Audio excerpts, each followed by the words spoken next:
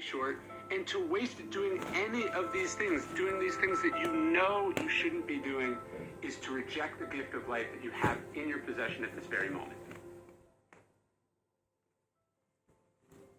Oftentimes, unfortunately, the way we respond to something makes it worse. We tell ourselves that something is unfair. We tell ourselves that we're screwed over. We tell ourselves that this is the worst thing that ever happened. And great people don't do this, right? When the United States was launching the Apollo program, what they actually looked for in the astronauts was not their ability to pilot, although they hired some of the greatest test pilots from the Air Force, but what they really looked for was their ability to regulate their emotions in stressful situations. And they trained this skill to its apex. So over and over again, the astronauts were exposed to stressful situations.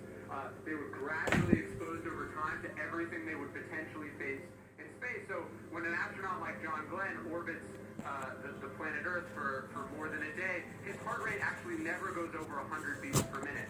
Meanwhile, most of us, we get an angry phone call or an unpleasant email, we start to feel that pounding in our chest because we haven't practice that, and it's so dangerous, especially for an astronaut, not to practice that, because without that meticulous preparation, if something goes wrong, it's screwed over. You can, as Chris Hadfield, who's a Canadian astronaut, said a few years ago, he's saying, look, it's worth remembering that there's no problem so bad that you can't make it worse also.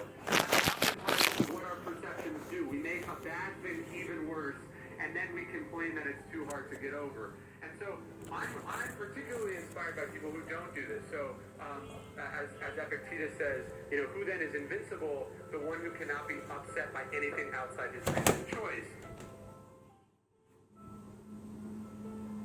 Don't focus on how far you've come. Focus on how far you have left to go. Epictetus says there is nothing less philosophical than someone who puts on airs about their progress, about their study of wisdom, about their breakthroughs. Marcus Aurelius, even as an old man, was saying, you're still a long way off from being a philosopher. This is a lifelong pursuit. If you focus on how far you've come, you get arrogant and complacent. If you focus on how far you have left to go, all the things you have left to learn, then you get better. A great physicist